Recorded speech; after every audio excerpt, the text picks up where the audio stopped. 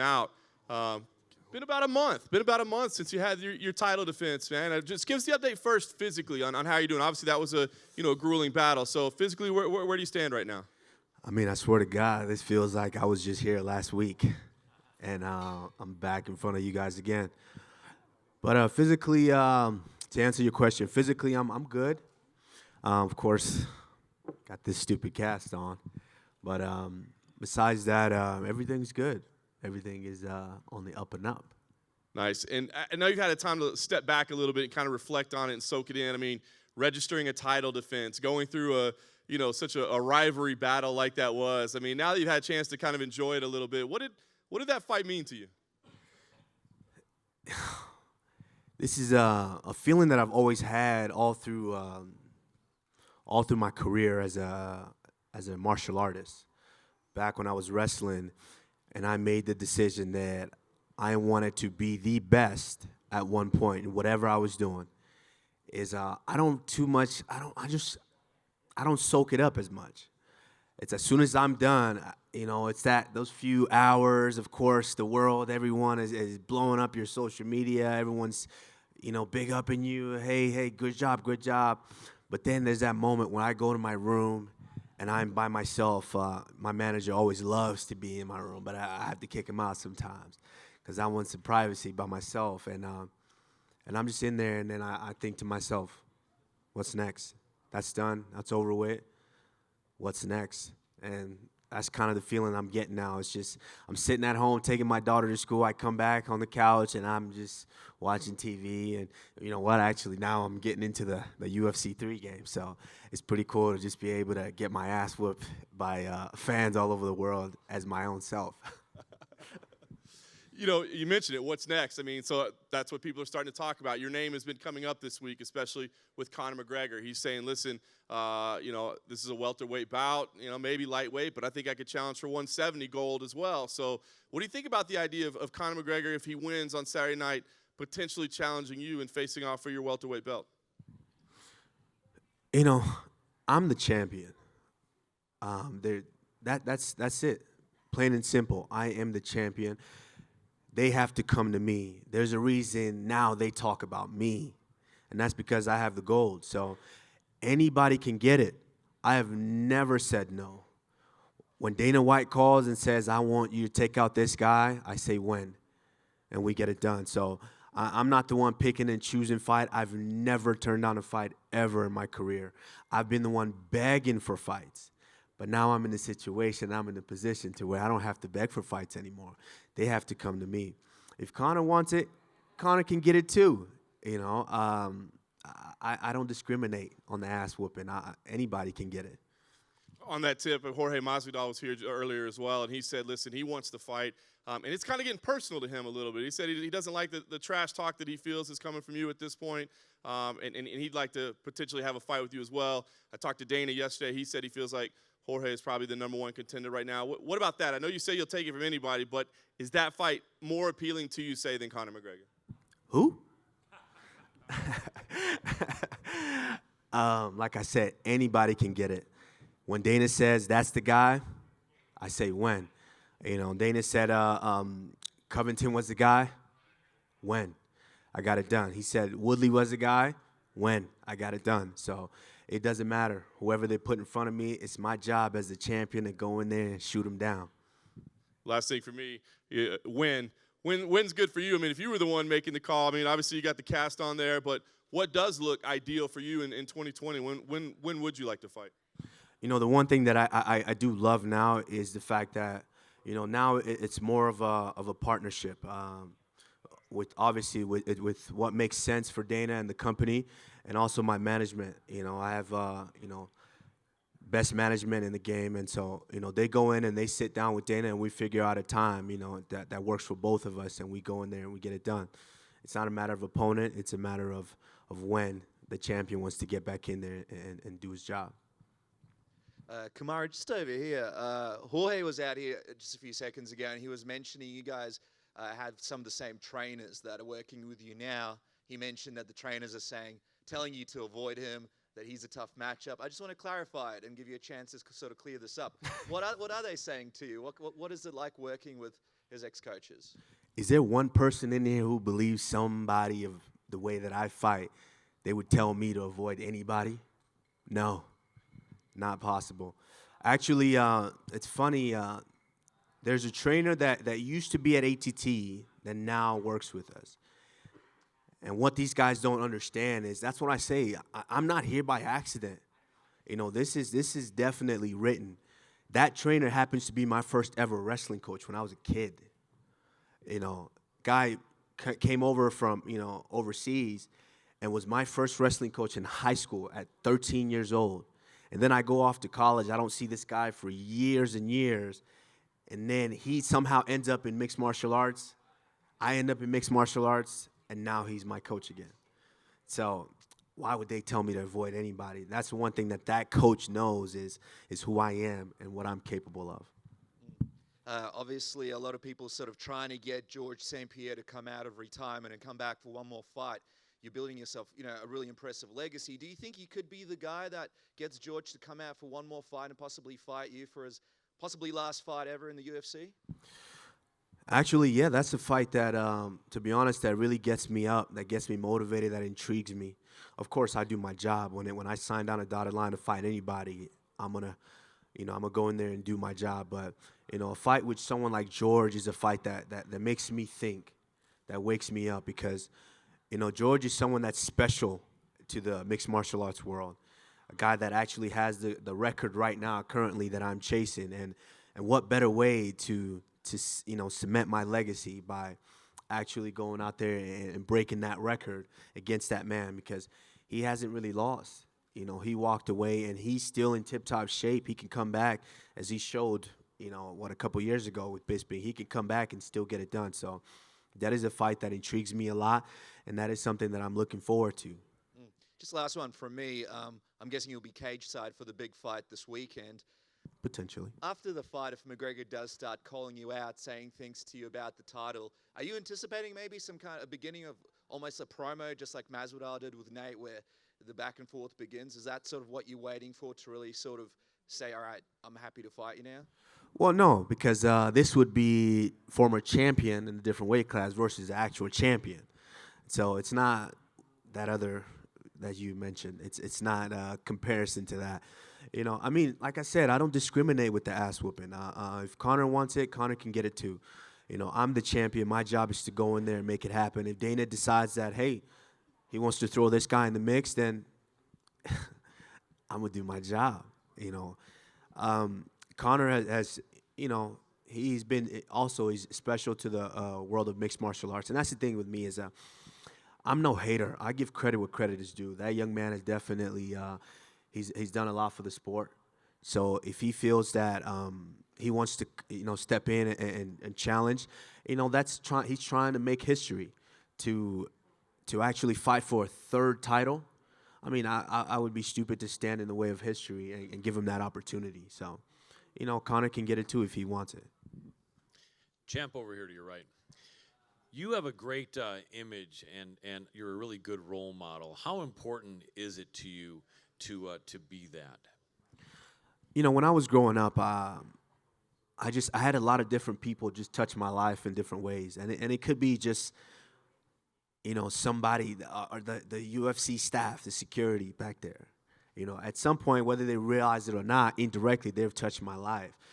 Being able to walk by and see the smile on their face or seeing how they do their job, things like that. And I've been blessed to be touched by people like that all through my life, whether it's my coaches, whether it's my parents.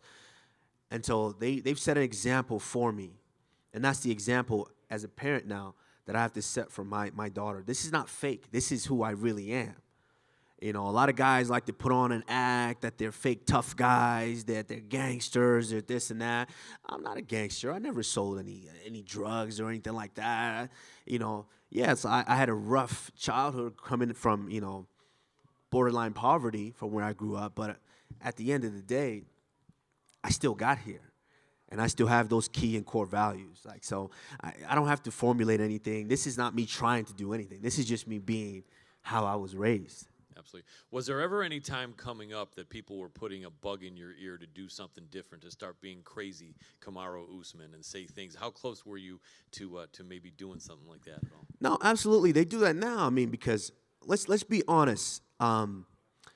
Me being real and being the way that I am, it's never going to be, especially in this day and age, I'm never going to get the credit that someone who's outlandish or the attention or someone who's that extremely outlandish like some of these other guys are going to get.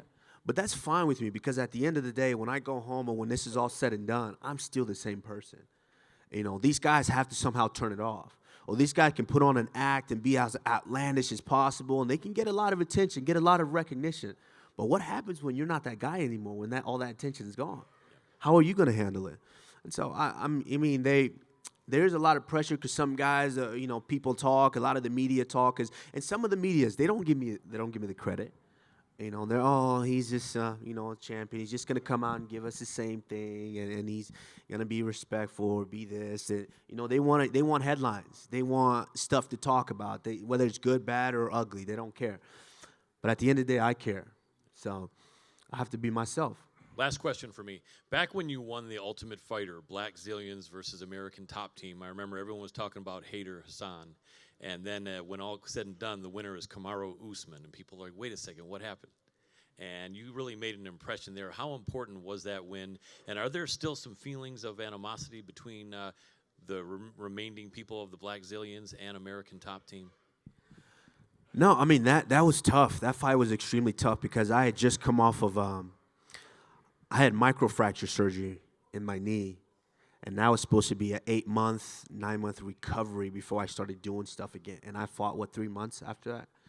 And so, that was very tough, and especially, you were fighting for a team, and there was $300,000 on the line, so couldn't fuck that one up. So, there was a lot riding on that, but when I got into the sport, I knew that I wanted to be a champion, and I knew that I was going to do everything possible to become a champion. And so, once we got over that, it was what's next. We got over the next hump, it was what's next. And ultimately, now I'm here at this point. And so, what was the second part of your question? The Black Zillions. I've pretty much ran through the whole gym. I pretty much, so. The welterweights that they all have over there, I've pretty much beat them all. So for me, there was never really any animosity. It was just, when you have two powerhouse gyms in close proximity like that, there's going to be some form of tension. But for me, no. If I see those guys, I have guys that I love over there, Amanda Nunes, Dustin Poirier. No animosity toward those guys. Last quick one. If you fought Masvidal and he comes with a flying knee like Ben Askren, you have anything in store for him? Well, first of all, I'm not Ben Askren. And so, I just take the fight how they come. If that fight does happen, then, I'll go in there and do my job, which is dominate an opponent from start to finish, maybe get another broken jaw. Who knows? Thank you, champ. Thank you. Hey, Kamaru, just over here on your other side, just over here. Just wondering, you sort of not acknowledging Masvidal and saying who every time you asked about him, it's kind of taken on a life of its own. Just wondering why that is and why you sort of refuse to acknowledge him. No, I mean, this is a game to kind of where you need to fight the contenders that are there. And if you look right now, what if this just an average guy that's looking into the sport of martial arts and they're like, oh, the welterweight champion is going to fight somebody, who is that contender? And they look through the rankings and they want to know who the next best guy is. And if you look in that top 10, I've beat half of them. I've gone through half of them, in the top half of them. Who in that top 10 has this guy beat? To me, is this being a contender or is this the hype? There's two different things. Of course, when there's a lot of hype, people want to see the fight. Of course, they make the fight happen. But when it's, a true contender that has been running through the division, beating all the worthy guys to get there, of course, I'll be happy to take on that because I know that's the next toughest, best challenge. That's all that is. What would he have to do to sort of get on your radar and, I guess, prove himself in your mind to be the next worthy contender? Who? Jorge Masvidal. Oh, okay. It doesn't matter. Like I said, I'm the champion. If Dana calls and Dana says that's the fight, well, guess what? That's the fight. I just ask when, and I let my my managers go in and have that meeting, and we decide when and where. Just last one from me. I know you're the welterweight champion, so obviously that means a great deal to you. But would it mean to you anything to sort of, if you fought Jorge, to fight for the BMF title and sort of, add that to your collection? Who and what? I'm not interested in the best mediocre fighter title. I'm not interested in that. This is gold. Like when I got into sports, I always shot for the best. And last time I checked, the prices on silver wasn't continuously going up. The prices on gold is going up. So, I always wanted the gold, not silver. So I got the gold, and that's all matters to me. All right here. Kid, what exactly is the injury that you have the cast there on? I'm trying to figure that out too. I mean, I went in. Next thing you know, I'm walking out with a cast in my hand, and so they want to keep me in this thing for about 3 weeks, 3-4 weeks, and then see what the strength is on my my thumb. But yeah, I was having some problems with my thumb after that. I think I might have, done something in the fight. I don't know exactly when it happened. I think it might have been the first round in that last fight. But tough fight, huh? Tough fight. I didn't think it was gonna go like that, but I'm glad it did. You seem to be embracing the who thing, but what do you think of Jorge labeling you as an owl? I like owls. Owls are scary, actually. I think they can turn their hair, 360 degrees? Yeah, that's a scary thing. I ain't never seen anything like that. If a guy can do that to me, it is what it is. I'm just having fun with it. I'm not taking it too seriously anymore because this is something that I had to realize. Is the moment you get done, people can't wait to say, "Oh no, this is the next guy that can dethrone you. This is the guy that's gonna do it." People wrote me out. People didn't think I was gonna beat Tyron Woodley. They were like, "Oh." Even before that, I fought RDA, and people were saying, "Oh, RDA's been a former champion. He's experienced. He was gonna beat me." And I went in and got it done. And then they said, "Oh, Tyron Woodley's got a lot of power. He's gonna knock him out." And I went in and got it done. Then they said, "Oh, Colby can't handle the pace and the pressure of Colby and the wrestling, this and that." And I went in and got it done. Like, they're always going to say something. Each and every fighter has their fan base and have people that support them and they're watching them. A lot of media personalities that have their favorites that they get behind, that they're always making polls or tweeting or bringing on their show just to try to hype them up. And it is what it is, But at the end of the day is I know what I'm capable of. I know what I put in. There's a reason I have this cast on. I work myself to a certain point to where, I'm willing to sacrifice whatever it takes to be the best. And right now I am the best. So, at the end of the day, people are always going to say who they think is going to be the next guy to dethrone you. And it's just my job to prove them wrong. And last thing, you mentioned a George St. Pierre record, but another record you're coming close to is Anderson Silva's 16-0, starting the UFC, longest winning streak ever. Is that something you have your eyes on? And obviously you feel you're never going to lose, but how far do you think you can take this unbeaten streak to start your run? To be honest, I don't even look at those things. I remember when I was coming in and fighting for that the Ultimate Fighter title, I was 5-1, and I remember I used to look at guys, and when I first started, I'm like, man, Rashad Evans at the time had just gone on like a 15 fight win streak. I was like, how can I get there? How did I get to where I'm like 20-0 and 21 in this, and all these guys have all these fights? But I don't pay attention to it. I just took it one fight at a time. Next thing you know, people are telling me that I'm 10-1 and 12-1, and that I started the UFC 5-0, and they're making all these things. So that's not something that I pay attention to. When I go in there and continuously do my job, the records would pile up. The only reason I know about that whole George St. Pierre one is because everyone was talking about it after. I saw a couple of polls about it. And so that's when I actually realized it. And I thought to myself, man, yeah, you know what? George St. Pierre is a guy that I watched for a long, long time. So, how amazing would that be to break that record against that man that's still doing it at the highest level? So, that's a fight that intrigues me. Truly, it would be the best versus the best. Kamaru, to stay on the GSP topic, I'm right in the front. Okay. You have mentioned that you want to fight GSP. There's also been some talk that Khabib would like to fight GSP. You guys have the same management. So how would that really work internally? Is there a pecking order that you guys have? Would George be the one to decide? How would that work? We'll fight it out and beat the manager up and decide. No, it doesn't matter. I think there's a reason we want to fight George. You know, because George cemented a legacy. Like, he went out there and did his job. He was one of the best, respectable guy.